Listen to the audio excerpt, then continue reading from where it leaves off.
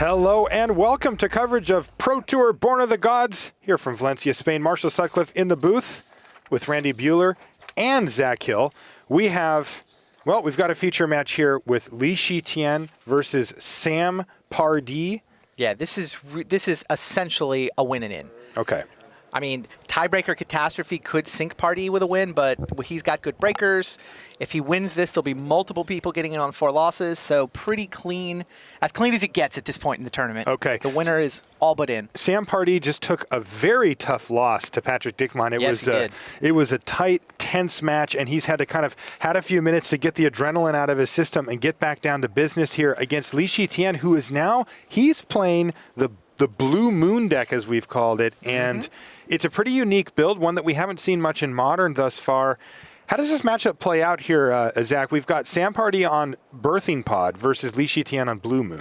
Well, I mean, it's a complicated matchup. I mean, there's a lot of mana creatures, which ordinarily would make you think, okay, Blood Moon's not terribly effective. On the other hand, Shi Tian has a lot of burn spells and ways of recurring them. And the Birthing Pod deck has a lot of non-basic lands.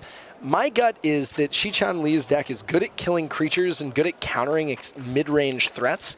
That's kind of what the Birthing Pod deck is. Okay. And cards like Vedalken Shackle is obviously really effective. So I would put the edge on Shi Tian, but I think the Birthing Pod deck's versatile enough that anything's possible. All right, so Shi Tian actually just remanded a Noble Hierarch there. Yeah, and I actually think Pardee missed a land drop. Yeah, that's right, he did. So okay. he's sitting on 1 forest on the battlefield, and Shi Tian is aggressively attacking his resources here. He's going to crack a land. Now, does he just run a Blood Moon out here? What's the game plan for Shi Tian? I mean, this deck is designed to go very, very long, right? I mean, he doesn't have any quick combo kill that just finishes off his opponent.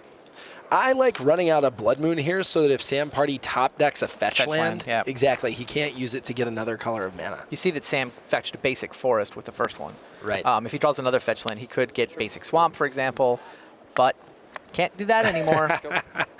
I mean, an incredibly risky keep for Pardee, too. I mean, a lot of decks play Lightning Bolt. Well, it was hey, nice timing there, Zach Hill. Lightning Bolt hits the mana dork. Yeah, it was a 6-card hand that had that had 2 mana creatures in it. I think it has a Birthing Pod as well. It had turn 2 pod if it worked out. I mean, yeah, you know there might be a Lightning Bolt, but you're not going to 5 from there. Yeah, no, that's a good point. I didn't realize it was a 6-card hand. All right, second Blood Moon there. And, Spell Sky comes down, but it's going to get Spell Snared. And this is exactly what Shi Tian wants to do. He's fully disrupting. Now, Sam has 2 colors of mana, and he can't use either of them. They're the 2 colors he doesn't play. Wow. Yeah. The famous red-blue Birthing Pod deck. Now, he does get a Birthing Pod, and he does have a swamp here, so there is some hope. I see that he has a Shriekmaw in his hand, I believe. Now, I don't think his deck goes to 6, though, right? On the Birthing Pod chain, yeah, I don't think he can get anything. 5, so no. He could just start beating down with the Shriekmaw at some point if he hits a couple more land drops, but it's not exactly a quick clock, considering that he's 2 land drops away and not hitting them. Oh, wow. And here's a Batterskull for Shi Tian as well, so he's really asserting his game plan here. He's got a Batterskull on the battlefield with double Blood Moon, and as well as a Snapcaster Mage, and he's just going to start clocking Sam Pardee here. Yeah, 6 points of damage a turn. Also, Lee has a Vapor Snag on Snapcaster Mage if he untaps, so that could be yet another counter spell, a Spell Snare, another Bolt if Pardee tries to get anything going. So, I mean, a lot of pressure comparatively from Shi Tian. All right, Woodland Cemetery, nice rip there. Is going to give him access to a clean Murderous Redcap here with 2 black sources. No, it's a black and a Excuse me, a black and a red source of Blood mana. Moon. So he gets to actually cast the spell here. Now yeah, he can, Blood Moon fixing his mana. Yeah, in a way, yep. Hybrid mana symbols doing their thing here, and he's going to kill Snapcaster Mage with the trigger. But you mentioned it a minute ago, Zach Hill, Vapor Snag is going to save it. When Vapor Snag is a bad unsummon. All right, so on our back table, Rivera up a game over Win in a quick one there. Yeah, that's the other match which they're hoping is a win and in. I mean, they have good tiebreakers. They're currently 9th and 10th. Okay. So the winner is hoping to move up from 9th. I mean, hopefully it doesn't win and go from 9th to 9th. That's always the worst case scenario there. Threads of Disloyalty in hand for Shi Tian and a Serum Visions as well. And it looks like he's just resolved the Serum Visions and is taking a look at a Vapor Snag and maybe a land, something else I can't quite see. I think it's a Snapcaster. Yeah, good eye, Zach. Yeah, I mean, I think it's hard to let go of either of those cards. I mean, Snapcaster, completely incredible. The body not going to do anything with Red Cap, though, and he's already used a Remand, so I think if he puts it back, he's digging for something like a Cryptic, a Shackles, maybe just more powerful late-game threats. Yeah, a Teferi. I don't think he actually main decks. Oh, he doesn't Teferi. main deck Teferi. It's in the board. Yeah, gotcha. he's got Master of Waves, he's got 2 Cryptics. Master of Waves. A lot of counter spells. And, just a really innovative deck. All right, here's Spreading Seas number 2 to make that swamp into an island, and the hits just keep coming here for Shi Tian. Doesn't turn off Red Cap, though. He can cast it for red. He can. All right, Alexander Hayne falling to Sal Aguado in game 1. Slippery Bogle gets through for the victory versus Hayne. Yeah, that match does not affect top 8. Okay. It's just we had to go kind of deep down the pairings to find a match that wasn't going to ID. Okay. So we see Birthing Pod, Murderous Red Cap being sacked to bring out Revelark, the 4/3 body, kind of relevant here. Plenty of targets in the graveyard. So that's right. Sam Pardee, I wouldn't say he's doing just fine off red and colorless mana, but he's certainly able to play a game of Magic. That's right. And Birthing Pod, very, very key here. You can use it for colorless. Now, it's going to cost him a lot of life over the course of the game, but it's clearly worth it here. Sam does have Phyrexian mana. Mm-hmm. Yeah. Or at least he's got a little bit left. Spreading Seas doesn't affect that part. The fact that he's down to 7 affects it. It does. Here's a Lightning Bolt as well. Bring you down to 4. Snapcaster Mage. 1? Lightning Bolt. Put you to 3. Vapor Snag is enough to finish off Sam Pardee. So Shi Tian with a pretty convincing game 1 victory there over Sam Pardee in his pod deck. Yeah, Sam stumbled on lands. I mean, I'm pretty sure it was a 6-card hand he started with. It was you're right. It was a 1-lander. It did have mana creatures and it had a pod. So I mean, it was pretty good as 6-card hands go. But his first mana creature died. His second mana creature got remanded and then died. So he just never had any mana to operate with. Yeah. Blood Moon came down before he drew a second land. That's Spreading Seas on a basic was always just an absolute beating. All right, let's take a quick look in at Kai Bude versus Michael Hetrick here. Hetrick's on Living End. Kai Bude is playing Storm. Yes. So 2 combo decks going at it here. Yeah, this is a table 12 match, so these guys are playing for money and pro points, essentially. And we saw Living In versus Storm earlier in the day. Storm was able to take game 1, but on the back of Leyline of the Void, Hetrick was able to get 2 and 3. Just a whole different ball game when Hetrick can disrupt the graveyard and turn off Pyromancer Ascension. But that's right. Can't really do that game 1. All right, we had pretty good timing here as Hetrick seems to have just enabled his combo. Living End just resolved and put a whole bunch of creatures onto the battlefield for him. Looks like those Architects are wreaking havoc with the top of Kai Bude's deck, although he is not short on ways to manipulate the top of his library either. Yeah, he's got Thought Scours, he's got Serum Visions, he's got Sleights of Hand. So kind of a little mini game for Hetrick, trying to say, okay, do I just leave it as is, or do I try to mess with whatever cantrips my opponent casts? Architects of Will, an interesting card for sure. Yeah, it is, and a card that not all the variants of Living End play. You know, when you reanimate it, it's a lot smaller than some of your other potential options. Yeah. On the other end, the Fate Seal effect can ensure that your opponent can't draw out of all of the creatures you've been able to put onto the battlefield. Especially when you get multiple of them like that. So he passes the turn back to Bude, who has that Pyromancer Ascension that you mentioned, Zach, and whenever that thing's on the table and you let your opponent untap, it is scary. Yeah, it is scary, and you see a lot of cards in Bude's graveyard right there. What Kai doesn't have is a lot of mana. I mean, he's he decides to draw the card there, but very good choice. And there's Goblin Electromancer. So now he's got both of his sort of accelerators here. Goblin Electromancer can let him really do serious work, and here he goes. Desperate Ritual. I just not do the storm count for now. I mean, I'll keep track if you want. it would be great. I mean, I have something here, but No, you can do that. I'll just storm. thank you.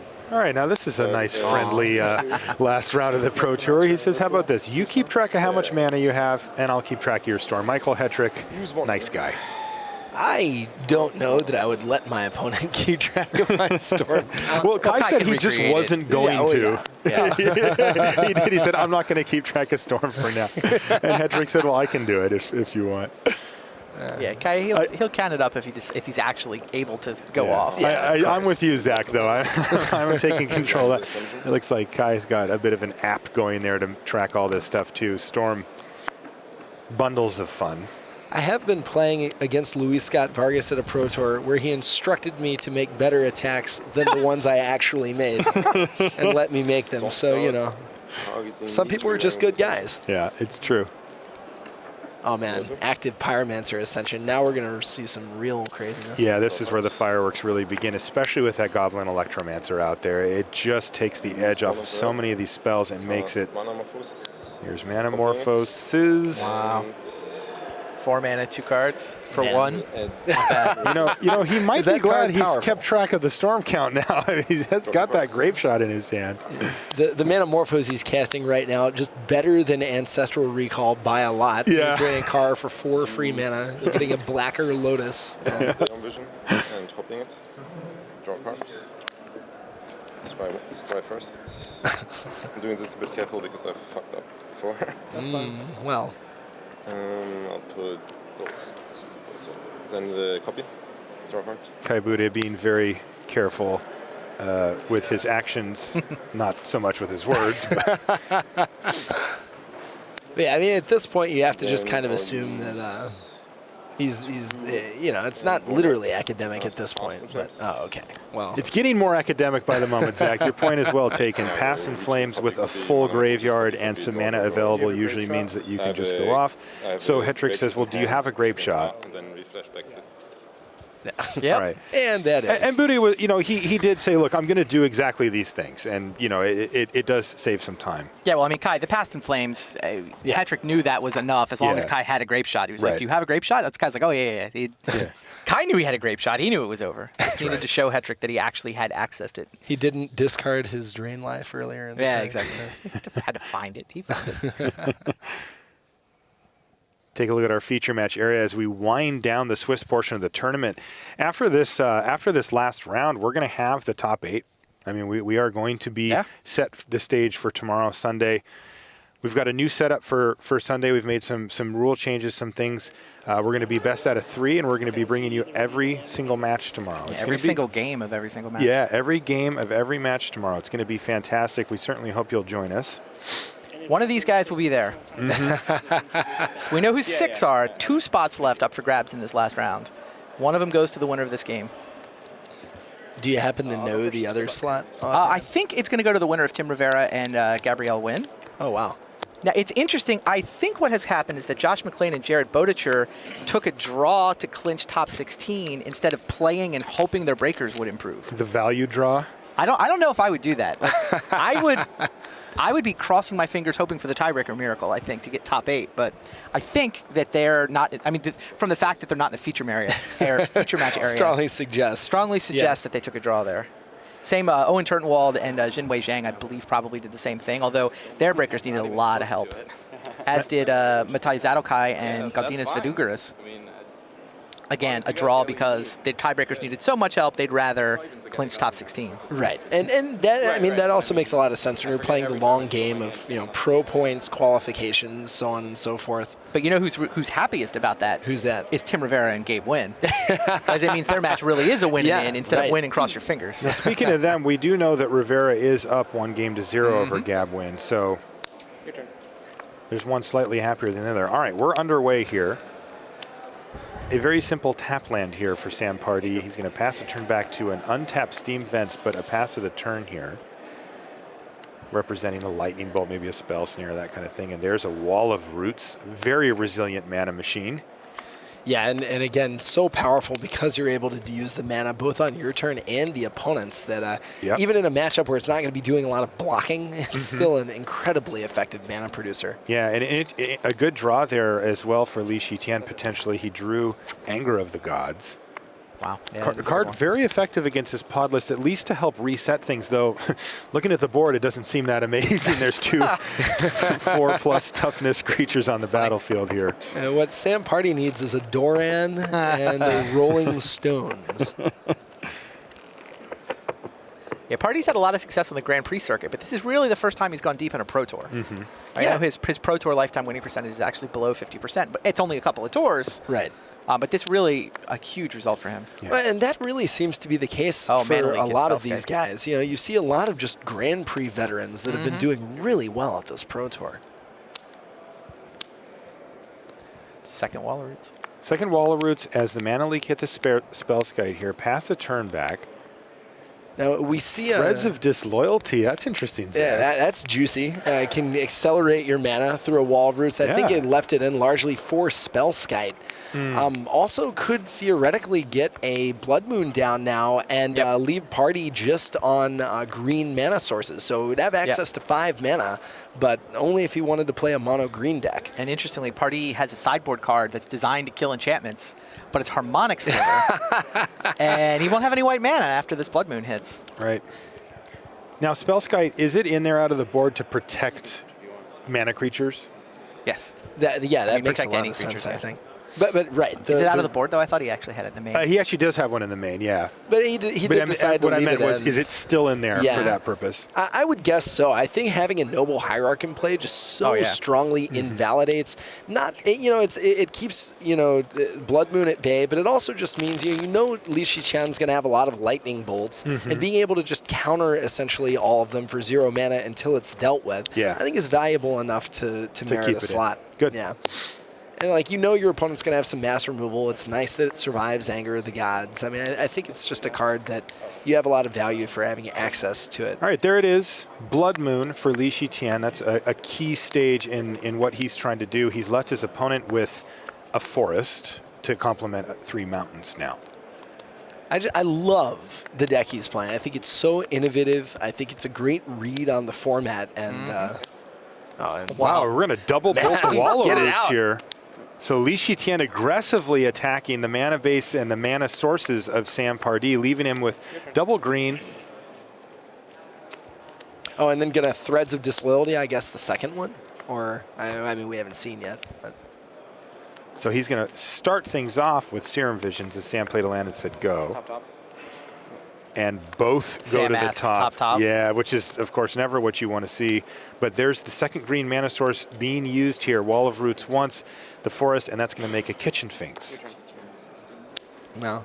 Oh, and the second Wall of Roots with 2 counters on it means that if it gets stolen with Threads or with Shackles, it can't block what him it means forever. Is it dies to Anger of the Gods. Yeah, and of course, that also exiles. So any creatures that die from that damage get exiled. And there's Batterskull. So things going right on time for Li Shi Tian here. He had the turn 3 play. With the Blood Moon, he's got the turn 5 Batterskull, and in it comes into a completely empty board for Sam Pardee. We gonna have Blue Moon in our top 8? Is that what's going on here? It's absolutely possible, especially and if this bird dies. In a Snapcaster not as well. At all long no for this chance world. that No, and it's adding to the pressure too. 6, 12, 18. It's a 3-turn clock. Li Shi Tian could be 3 turns away from putting himself in prime position to top 8 this tournament. He clinches. It's mathematical clinch. Okay. Tiebreakers do not matter for Li Shi Tian. All right. A second Blood Moon. Yeah, the old insurance Blood Moon there. And I mean, it's crazy to me that Pardee has an answer for Blood Moon in his hand, but not good enough. Can't access white mana. Crazy. I mean, Revelark, Kitchen Finks, Voice of Resurgence, all cards that would be amazing now. Oh, he's saying, do you want to draw? I assume he said no. I'm assuming he said no as well. We did see a handshake. And it looks like Li Shi Tian has won this match. 2-0. Wow. Everything went according to plan. Big smile from Li Shi Tian there. Wow. And he's in. Blue Moon. Blue Moon in our top 8 here. Forgive me if I don't sing it. Wow. And that was an impressive fashion, too. I mean, he crushed that match. He did. That is a top 8 appearance for Teferi, Mage of Zulfur. He's also happy to be here. All right, we're going to be jumping over to one of our other matches. We have Hetrick versus Kai Bude. Kai's up 1-0 over Hetrick. Hetrick's on Living End. What's going on with Rivera and Win? Rivera and Wynn, as we know, Rivera's up 1-0. Okay, that's the match that's for top 8. Okay, I don't know if we can get a why don't we peek try on how to they're jump doing. over to that one? Looks like this one's Kai and Hetrick, but if we can jump over to Rivera and Gab Wynn, that one has a lot more on the line than this one does. Now, we do see a Leyline of the Void kind of shutting off the Pyromancer Ascension on the battlefield anyway, so things looking pretty good for Hetrick. Okay. Yeah, that is his sideboard plan. We saw him do that earlier, too. I'm noticing also back-to-back Pro Tour Top 8 appearances for Master of Waves. Oh, yeah. Oh, cross-format all-star? Good point. That's a great point. Probably one of the only decks here featuring Master of Waves. I guess there were some The only Merfolk one I decks saw as well. Merfolk, yeah, we didn't see one on camera, but the Merfolk true. decks do run it. All right, here we are. Now we're in business. This looks like Rivera versus Gab Wynn here. So it's the Splinter Twin with white on the left, Right. and it's Pod on It the is right? Pod. Yes, it is. This is a little bit of an older version, it looks like.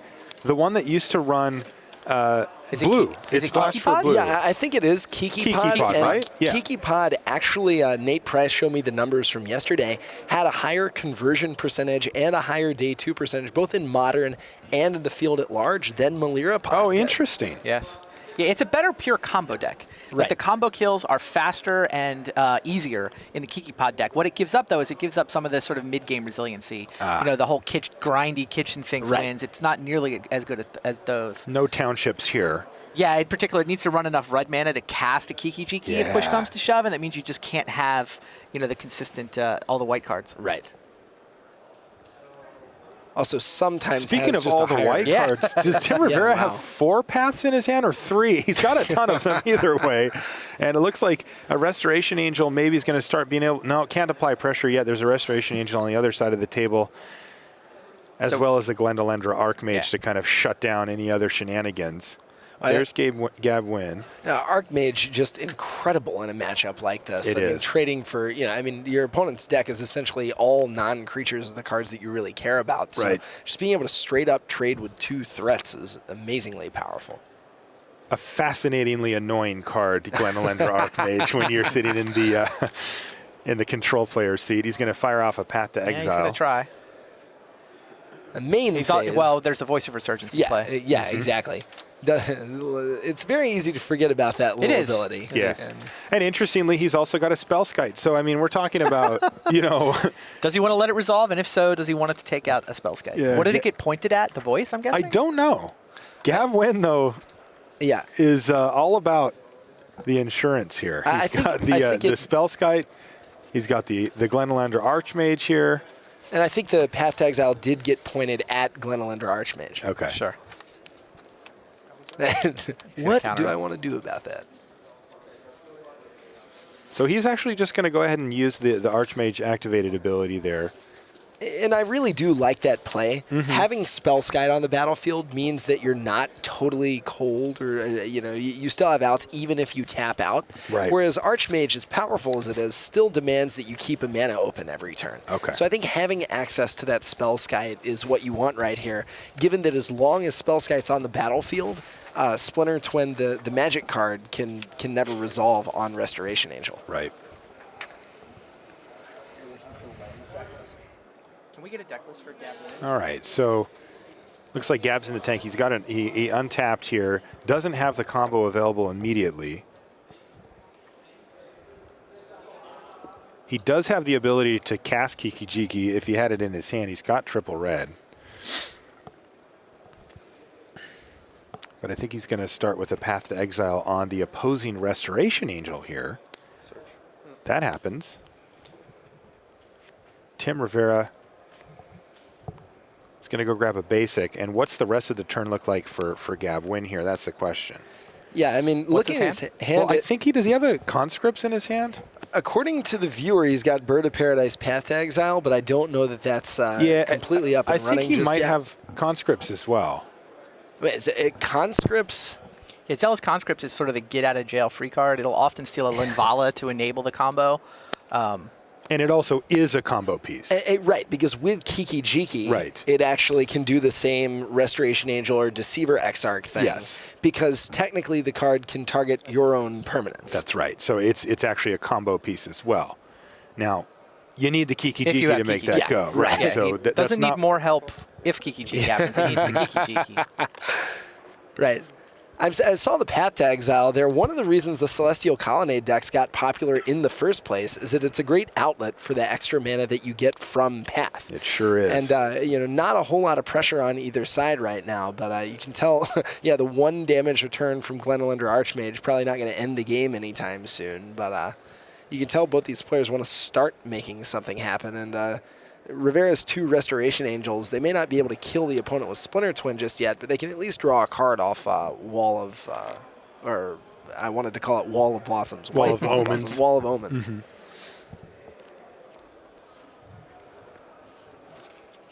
More Wall of Omens, by the way, in the feature match area. That thing has just been down there all day. Yeah, it has. I mean, I think the emergence of Wild Nakatl has made people think that, okay, Zoo's going to be really popular. Mm-hmm. Wall matches up incredibly well against the Zoo decks. I'm not sure I've seen a straight blue-red Splinter Twin deck all weekend. I mean, the Twin decks, there's the Tarma Twin version that Dickmans has top-8'd with. And then the other Twin decks seem to be the white version. And a lot of it's that Zoo matchup. You can't just rely on, Grim Lavamancer and Electrolyze to keep the weenie decks at bay. We haven't seen a lot of Zoo in the feature match area, but there's a lot of them out. In the field. In the field, there was a Not ton. in the top 8. That's right. Yeah, and the thing with Blue-Red Twin, too, is it's usually so centered around the combo with, no plan B. Well, damage is the plan B. Well, it damages the plan, but in straight blue-red, your plan B is kind of bad. You have Pestermite, you have Snapcaster, it gets there, but it's not as good as Tarmogoyf, Restoration Angel. I mean, those are cards that other decks use as their primary offense. I mean, I just think that at very little cost to yourself, you get a lot more raw power and a little bit more versatility. All right, here's Restoration Angel, and then followed up by a Path to Exile on the Spellskite. Right, so Wynn has to decide whether he wants to finish off his Glenelendra Archmage in order to keep the Spellskite. Seems like that answer is yes. Yeah, you liked that last time, Zach. Yeah, and not a lot has changed from the last time. Right. Well, it's the second counter. Well, yeah, right. I mean, if the rationale is that your Spellskite is more valuable than being able to cast Negate, right? But yeah, you're right. I mean, you are going to lose. It feels a little scarier when it's the last counter, for sure. And in fact, he looks like he may change his decision. Yeah, that's a good point. He also just has a lot more untapped mana right now too, so the marginal advantage of not having to leave open 1 all the time, I think, is just probably less salient. It's a big decision, clearly. Apparently it is. Not exactly a blistering pace, but also a lot on the line for these players. Yeah. So we have to remember that, making a mistake at this stage of the tournament is a huge, huge deal. And so they're going to be very careful with their play. All right. He decides he wants to counter the Path and keep his Spellskite. Right.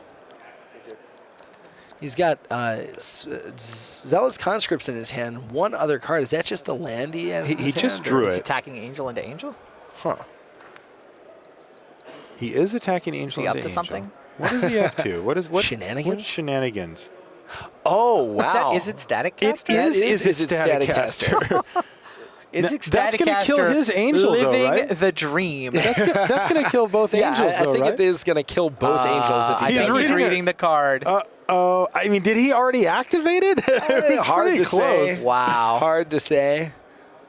Yeah, he did not realize that would kill both Angels. It kills everything with the name. Right. I think it's setting in right now. Does this resolve? Casted. Question mark? Your I turn. mean, touch rule, right? He never let go of it? Yeah. Look, that's up for Tim Rivera to decide if he wants to take issue with it, but it looks like he did not activate it. I guess he could redirect it to his own Spellskite, maybe, if rules push came to rules so it has shove. to have a single know. target. I think it's still only targeting. Yeah, it only one targets thing, the Angel. but I think it might take the whole ability. Then his other Angel wouldn't. Angels. Yeah. You're saying if he got pinned on using it and didn't want, yeah, he might have had an out there too. Right. At any rate, he did not activate his Staticaster, and he does still have both. And both Angels are still on the battlefield. He very kindly tapped his for his opponent here. Yeah, and I mean, the downside of that attack, even though he didn't end up, with the Staticaster, is that now he just has to take 3 damage from that Angel. That's right. For, effectively no real reason. So still a costly mistake. It wasn't a costly mistake, but the good news is he realized it, and now he's able to move on with the game here and didn't make the mistake. Another Restoration Angel on Wall of Omens is going to keep not only the pressure up on Tim's side, but also the card draw going into his hand. Yeah, I mean, you look at Rivera's hand, his grip is still full. He has some premier answers, has a lot more lands, and when needs to put something together, he's going to fall to those Angels in short order. Yeah, and remember, Rivera is up a game here. Yep. Right now, Gabriel Wynn has a Path to Exile and a Zealous Conscripts in his hand.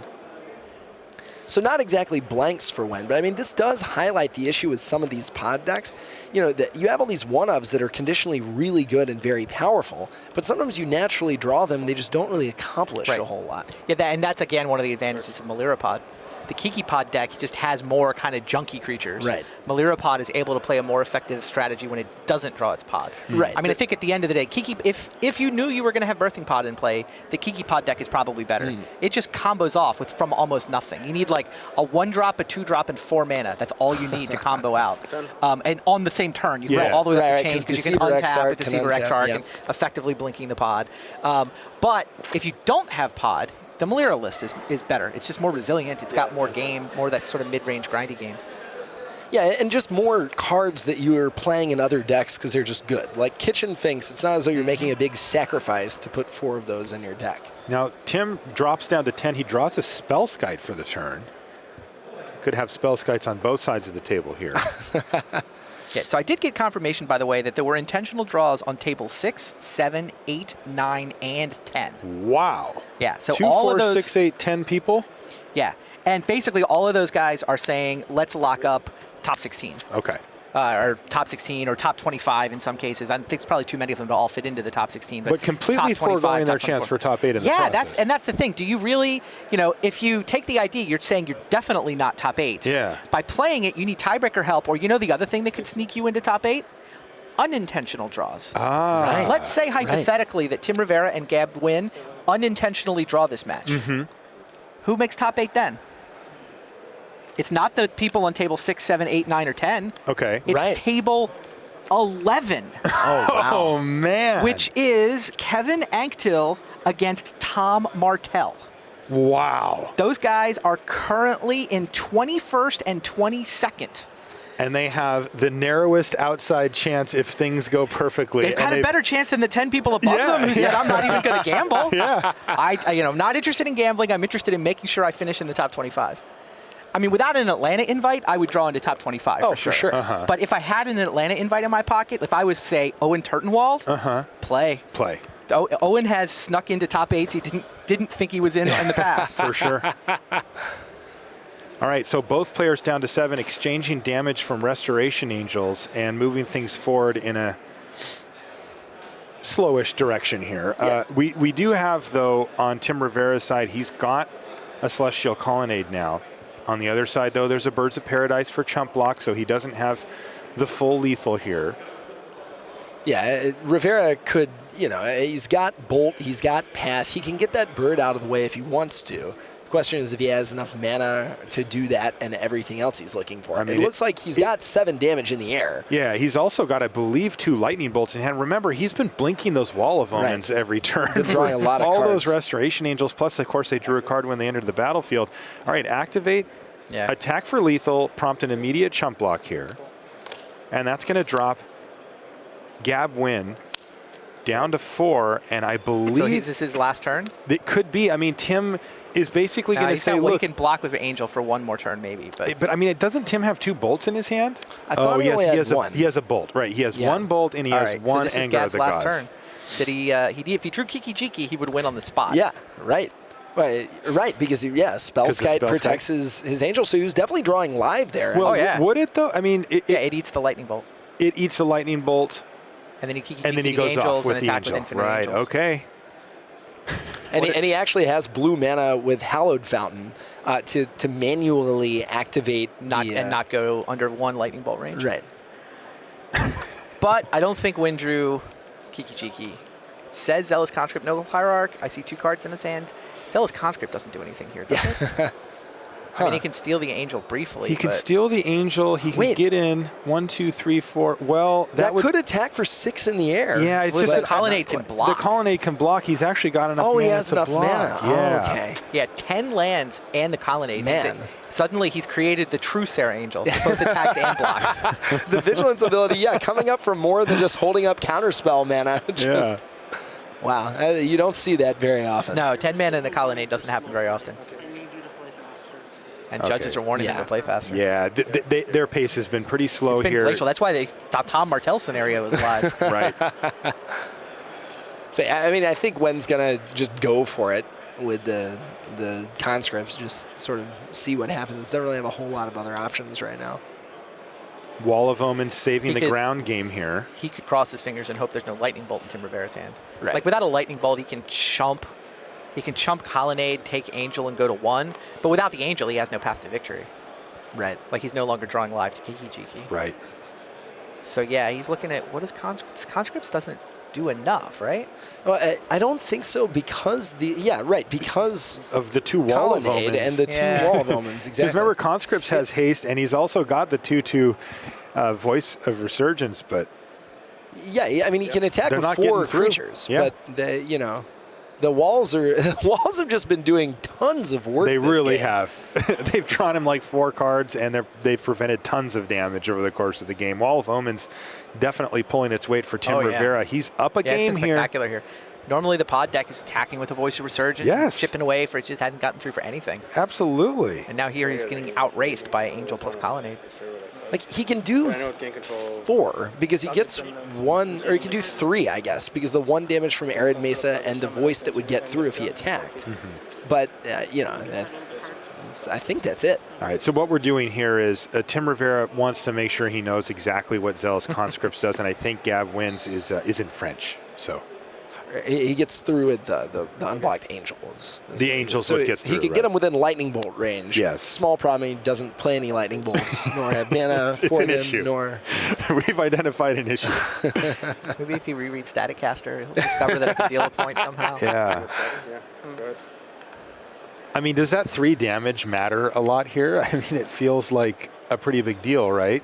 It's potentially a turn. Remember the turn when he took an extra 3 from Tim Rivera's Restoration Angel? Yeah. Well, that he tried to force the block and then realized the Static Caster would kill both of them and decided not to. Fair. He effectively just tapped his Angel. I think he cost him. I mean, he could have had 1 more turn. Right. Which it actually amounts to. Yeah. Which, I mean, it only is a matters turn if to draw. Kiki-Jiki's on top of his deck. Right. Does Pod do it too, or does he not have enough life to do all the shenanigans? Pod, he would need. Yeah, all he has to do is turn an Angel into Kiki-Jiki. Yeah. No, I don't think he had the 4 though.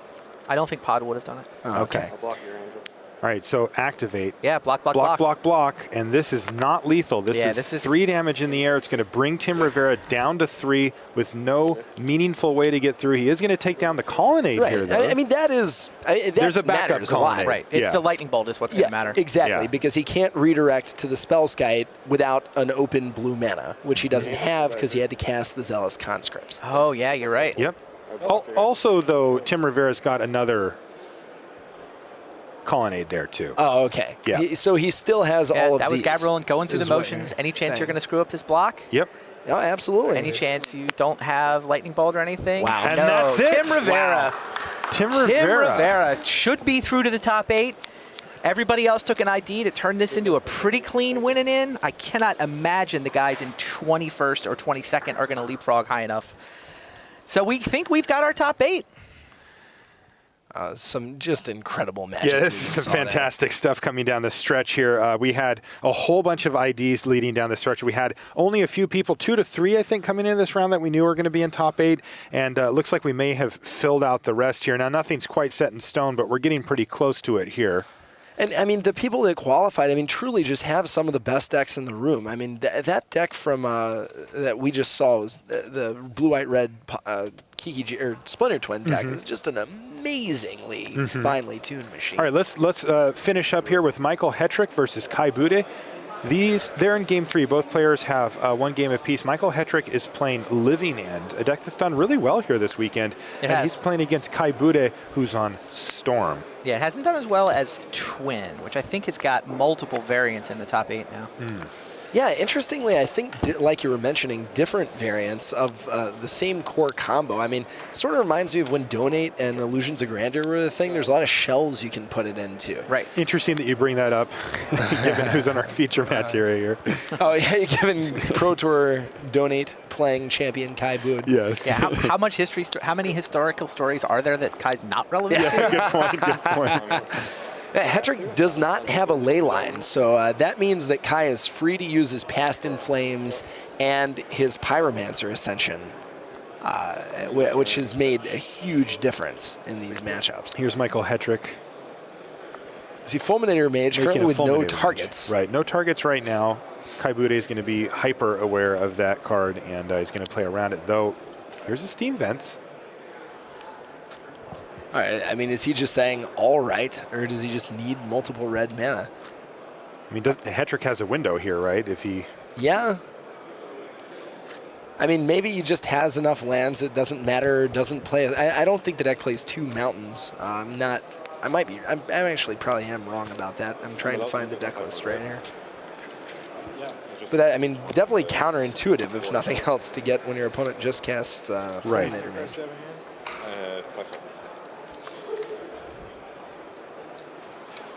Looks like they're just making sure that the hands are correct.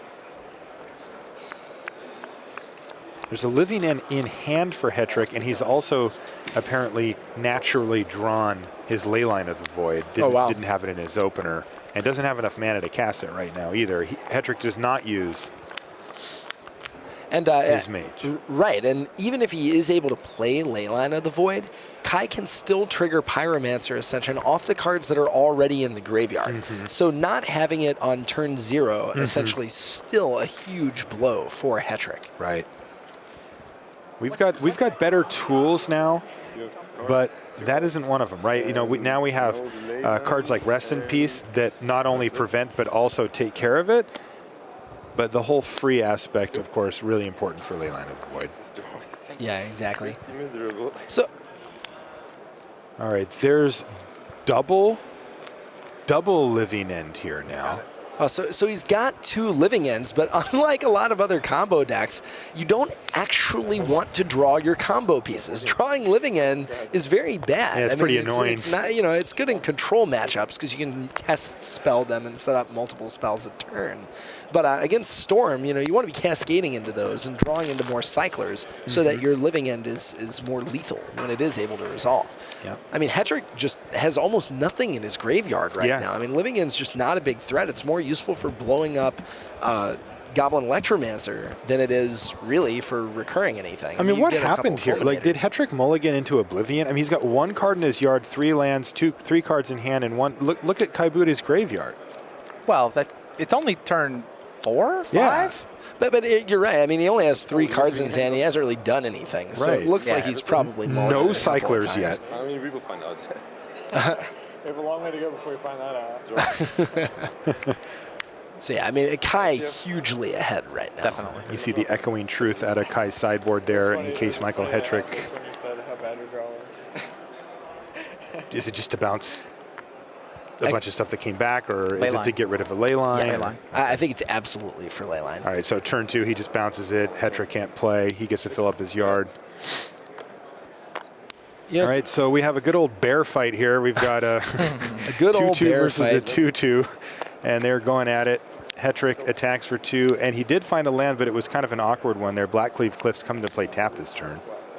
Yeah, I mean, yeah, he could have afforded to at least been able to suspend Living End and have something start ticking down instead of hashtag good old bear fight happening between Electromancer and Fulminator Mage. All right, so here's Manamorphose when it only costs 1 mana thanks to the Goblin Electromancer. And Kai's hand is unbelievable right now. He's got Pyromancer Ascension, 3 Paretic Rituals. Oh, no. Wow, we got it on the screen. Yeah, his hand's bananas. The one thing it doesn't do is win the game. Yeah, right. It doesn't have. There's no card. He drawing needs cards there. draw, right? Yeah, he needs to start working through his library. to get to that point. So yeah, you can go ahead and cast the Ascension, get it on the board. Exactly. But even though you could turn it on right now if you wanted it to. Right. All you do is make a billion mana. Right. And bounce the same Fulminator Mage. All right, there's another land for Hetrick. So you can suspend the Living End, which at least makes something happen in the future. He can also play the Leyline of the Void. Does it do anything now? I mean, it would stop Kai from going triple Paretic Ritual. Okay. So it definitely is relevant. The Echoing Truth would be able to take care of it, but I mean, I think it does advance his board position. And he does too. So he's going to play at Leyline of the Void, hits the table, Fulminator Mage bashes, and Kai's down to 9. Oh, man.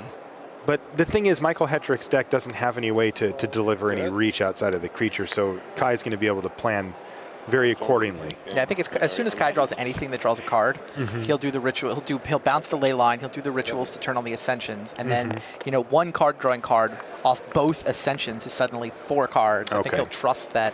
That should be enough to get the whole engine kick-started. Yeah. Yeah, I think so. And I mean, he even if he just naturally draws Grape Shot with Past in Flames. Yeah, Past in Flames is bananas. I mean, just anything is live as long as it's either a win condition or gets him to a win condition. That's right. Now, you mentioned it, Zach, a minute ago. He is just going to go ahead and suspend.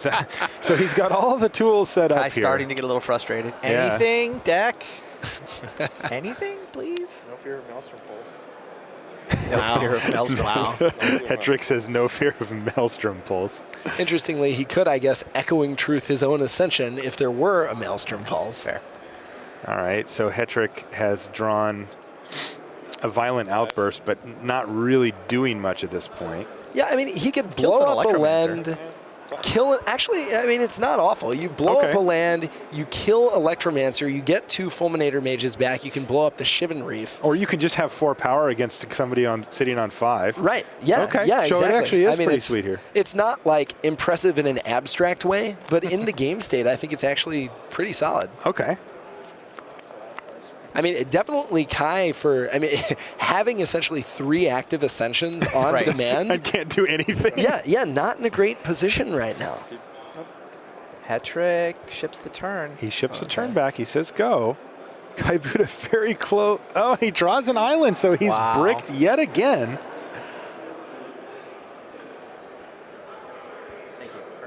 I mean, and Hetrick can do this at instant speed, so he might even, if he can do it at the end of Kai's turn, if Kai kind of plays as though he has a little bit more time than he may actually have. All right, Hetrick has paused here on end step. He's certainly thinking about it. 3 cards? Yeah. Wow. Hetrick's not going to do anything right now. He's going to wait, draw another land. His hand's pretty miserable, too. Right. He's got another ley line plus living end. And then, of course, now wait a minute. Does his Violent Outburst, does he only have 2 living ends in the deck?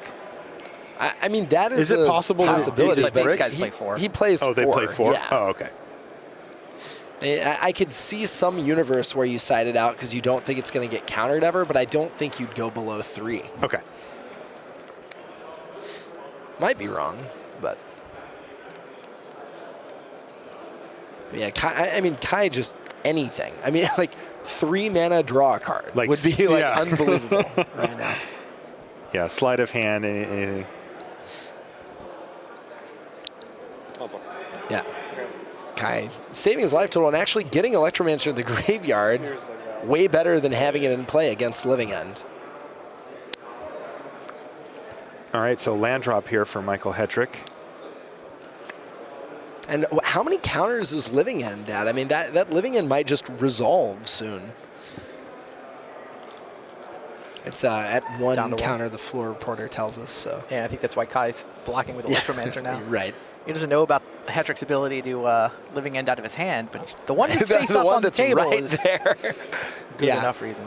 I mean, Buddha is at 5. This is actually getting kind of awkward for him. He's going to be facing down 4 power. Yep. I think a lot of it really just comes down to the next draw step. Though. Yeah, that's true. Kai's thinking about Echoing Truth, the ley line here. I think so. I mean, I think he's like, okay, I've got to put something. Oh, the ley line together means his Electromancer did not go to the graveyard, right? Oh, yeah, RFG. that's a good point. Sorry, really good point. He could have maybe, I guess, echoing truthed it in response. Yeah, he didn't want to do it main phase, Yeah. though. Just get replayed. Yeah, no, absolutely.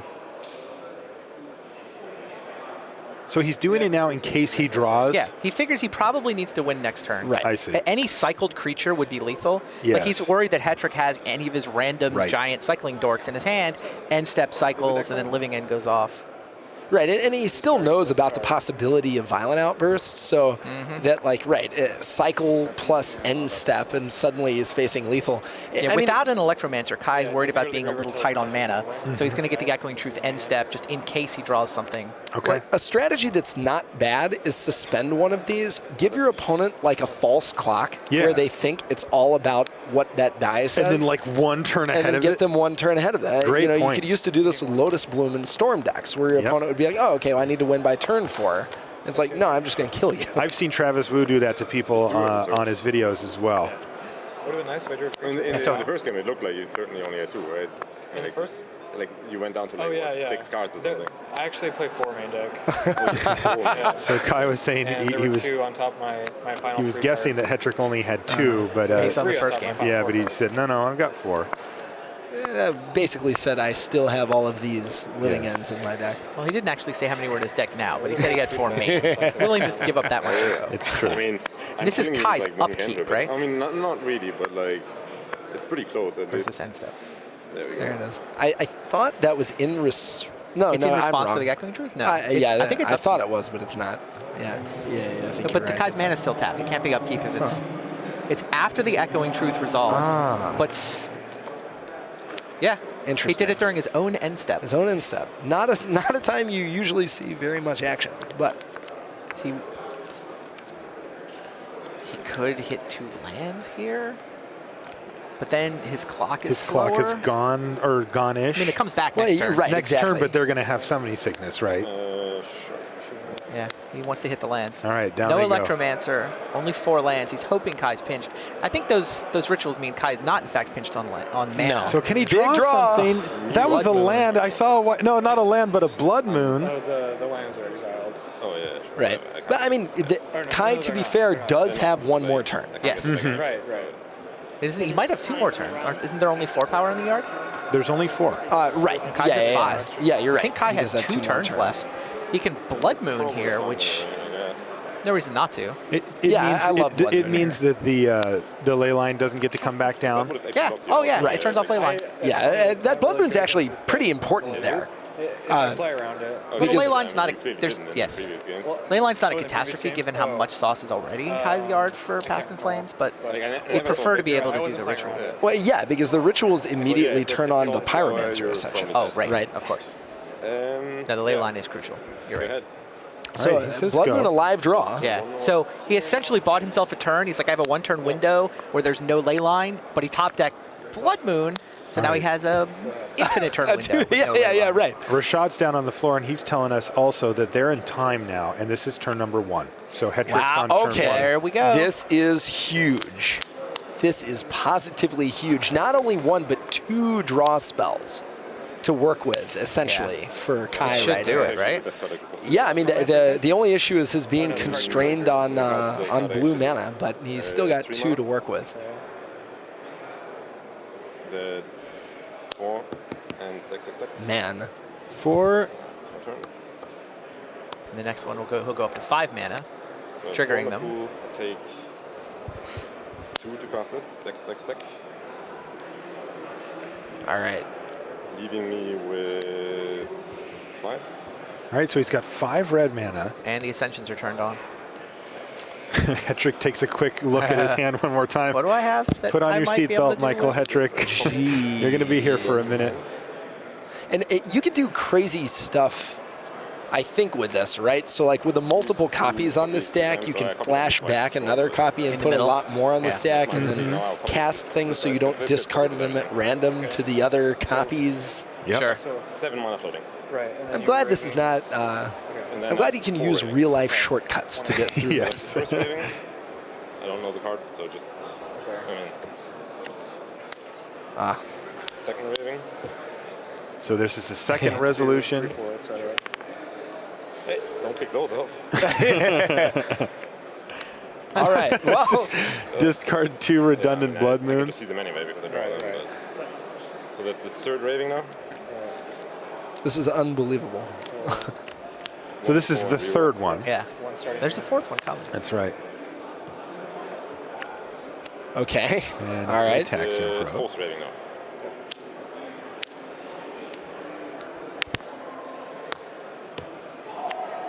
Man. Okay. Well, Desperate that Ritual ritual hits actually the could have bin. come in handy. Okay. All right, and we see Pass Pass and Flame sleight of hand as 2 of his cards drawn. Yeah, this should be fine. So he gets 4 sleight of hands here. He has 4 slide hands. Needs some mana, though. I mean, no, you're he's probably got a gonna- bunch of red floating still. I thought he only had like 2 or 3 red flow. Got up to 7, and then he cast the. I thought he got up to 5. Got up to 5, and then the Desperate Ritual is 2. Yeah, 2. first So time? yeah, so I think he has. I mean, he still has still a had- meaningful amount of mana. But- Yeah, he had Oh, 7. I'm- Yeah, the oh, Desperate Ritual okay. was 3 times. So he had plenty of because mana. it turned out. Okay, yeah. Sorry. Actually, Man. copy it 4 times this time. Gee. Copies this 4 times. So 17. So that's 12. That puts him to, I think he said 17. I mean, my red mana is at this point. Man, it's not really Then relevant. I'll grape shot you for A lot. 1, 2, 3, 4 spells, so 5. Okay. And then I'll pass the times. And There you That's go. going to do it. Kai Bude German Juggernaut. Still got up it. another solid finish here at the Pro Yeah, he was Tour. top 25 at Pro Tour Theros. He's going to be top. That is insane. I had another. He's in the money, in the points here. Yeah. All right, get you guys to pick one for me here real quick. All right, welcome back to the booth. Fantastic stuff, and I know that Rich and BDM are over in the news desk ready to give you updates and the rundown on what's going on with the top 8, so let's send it over there right now to get you information. Yeah, I was just hoping for confirming Kai wins 2-1. pretty big top deck. The top 25. All right, I have a little more paperwork for you. Sure. I'm pretty sure, like, I was 17th in Dublin, and, like, so many people do. I would guess I'm not top They 6. need to get that. I don't think they threw it over.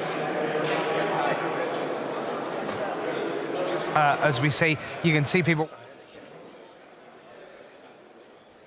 on social media, and I can tell you that we. Hello, everyone. Welcome back here. So let me tell you what's been going on. We have a top 8, we believe. Nothing's official till you hear it come out of the mouth of Scott Larrabee, tournament organizer for the Pro Tour. We will take that top 8 announcement live in just a little bit. But for those of you just coming in from a day of work on Saturday, waiting to go to bed, this is what we think the top 8 looks like. Sean McLaren, Canada. Christian Seibold of Germany. Jacob Wilson, USA, living in Canada. Patrick Dickman of Germany. Chris Fennell, USA. Anssi Alkio, Finland. Tim Rivera, USA. Shi Tian, Hong Kong. That is what the top 8 looks like. We will confirm that, as I say, with the live announcement in a little bit. But you have been queuing up in your social media thousands saying, where is the Blue Moon deck tech? It is with great self-restraint that I'm going to link to this without singing, you lucky people. It's time for deck tech. It's time for Blue Moon. Brian David Marshall, Shi Tian.